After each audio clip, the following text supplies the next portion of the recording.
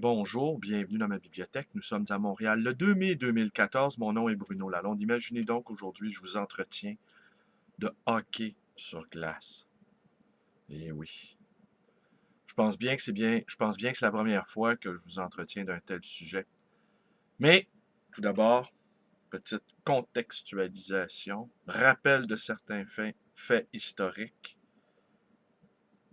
Pour ceux qui se sentent mal d'appuyer le club de hockey des Canadiens de Montréal, pour ceux qui se sentent mal d'entendre le Haut-Canada interprété, hélas, bilingue, par Ginette Renault, je vais vous rappeler un certain nombre de faits qui, je l'espère, sauront mettre un baume sur votre ambivalence contrainte.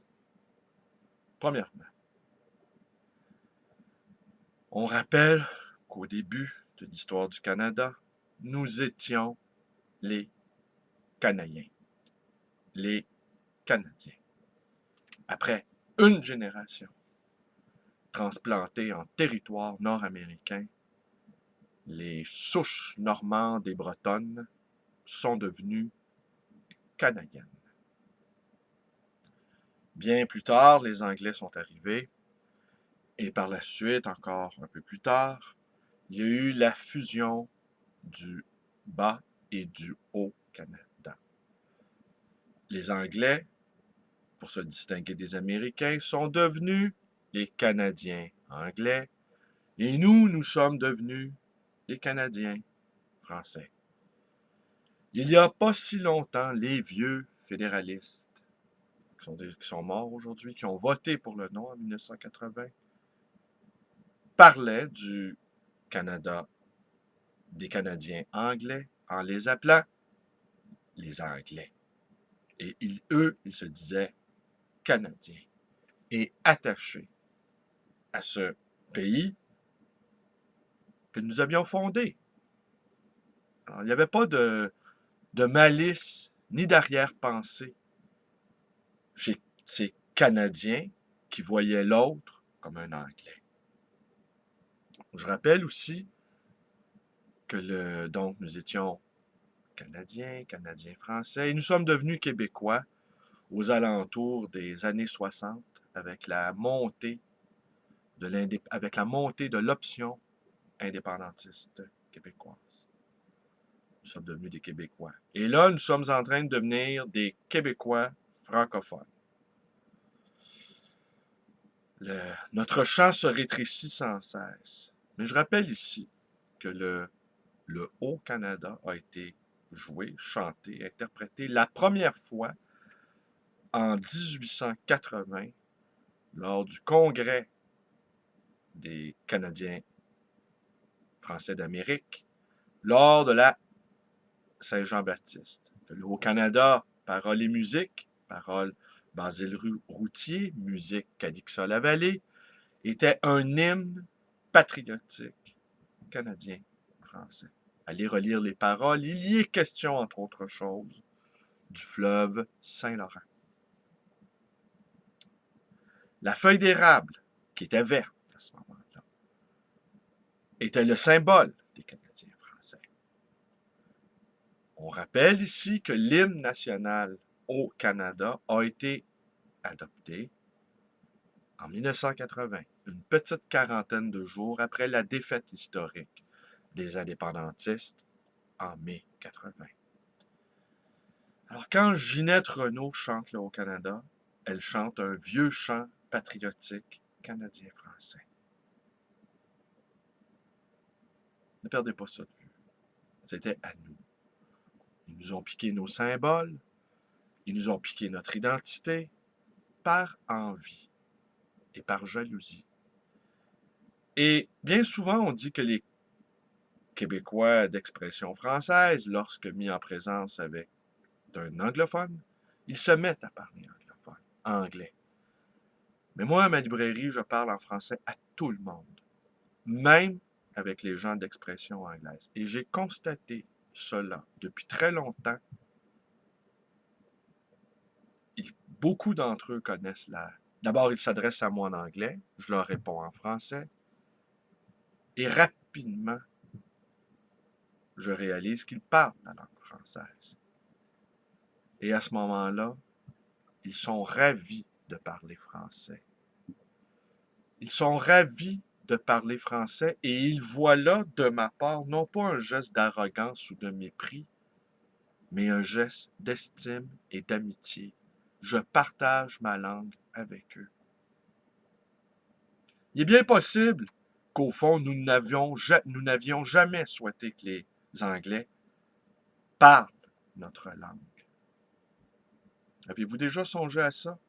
Qu'au fond, on ne voulait pas qu'ils nous entendent. Nous ne souhaitions pas qu'ils nous écoutent. Avez-vous déjà pensé à ça? Alors là, les clients d'expression anglaise qui fréquentent ma librairie, je pense que je vais vous parler du Canadien demain. Ça, c'est la préparation. Je vais y aller avec une prédiction, mais vous allez voir, vous allez être content. Vous allez être content, vous allez voir pourquoi. Vous allez savoir pourquoi dans quelques instants. Alors donc, ils sont contents et ils sont ravis de parler français. Ceux qui rentrent à ma librairie, du moins. Il est bien possible que nous ne... Vous avez entendu l'histoire du journaliste qui s'est fait capturer par des sécessionnistes pro-russes en Ukraine. Il s'est prétendu canadien-français et ça lui a évité d'être séquestré par ces sécessionnistes-là. Dans son inconscient, sans doute, la langue française représentait une sorte de protection. Il faudrait creuser la question. Alors, soyez sans honte, appuyez cette équipe nationale, comme le dit Loco Locas. Le bleu, blanc, rouge, comme nous le rappelait cet ami, John Giunta, cet ami Facebook, John Giunta. Ce bleu, blanc, rouge qui est aux couleurs de la France, du drapeau de la France. Ça aussi, c'est pas innocent. Rappelons-nous aussi que le club de hockey des Canadiens était les Flying Frenchmen et que nos ancêtres, il n'y a pas si longtemps, semaient la terreur aux quatre coins des patinoires de l'Amérique du Nord et du Canada anglais. Alors, ma prédiction, mais voilà la bonne nouvelle, depuis des mois, je ne cesse de me tromper dans mes prédictions. Alors, je prédis que Boston va éliminer le Canadien. J'espère que la loi de la moyenne ne jouera pas contre moi. J'ai regardé hier la moitié de la deuxième, la troisième période et une partie de la période de prolongation. Les Bruins sont nettement supérieurs aux Canadiens. Grosse équipe, rapide, violent, déterminé, épeurant, comme on dit. Alors, je ne donne pas cher de la peau du club de hockey, les Canadiens. Ça va prendre Ginette Renault, le 7e joueur. Ginette, celle qui la met dans le net. Ça va prendre une abnégation de tous les instants. Il faudra que les petits joueurs du Canadien versent leur sang, soient prêts à souffrir et soient prêts à mourir sur la patinoire afin de vaincre ces redoutables Bruins de Boston. Anecdote, je conclue là-dessus. Il y a bien des années, j'étais à Marseille, j'étais en train d'une terrasse ensoleillée avec la Méditerranée derrière. Et il y avait un type dans mon âge à peu près qui avait justement la casquette des Bruins de Boston. Et je me suis adressé à lui. Vous êtes un partisan des Bruins de Boston. D'abord, il n'a pas très bien compris ce que je lui disais. Et quand je lui ai pointé du doigt sa casquette, puis j'ai répété les Bruins de Boston, Bien, je pense qu'il m'a pris pour un demeuré. Il n'avait aucune idée de ce que signifiait sa casquette des Browns. Alors, d'un geste là, on va laisser faire. Pardonnez-moi de vous avoir dérangé, monsieur. Spectacle inquiétant. Un Marseillais portant la casquette des Browns avec derrière la mer étale, mauve, huileuse de la Méditerranée. Spectacle idyllique, enchanteur, mais voilà. Alors, merci. Merci. Portez-vous bien. Connaissez la suite. Toutes les suites possibles.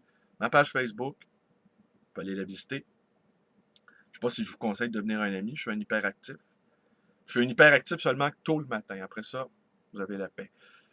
Aussi, vous pouvez visiter ma librairie d'occasion et d'anciens livres voyageurs. Et vous pouvez également me téléphoner dans le 5.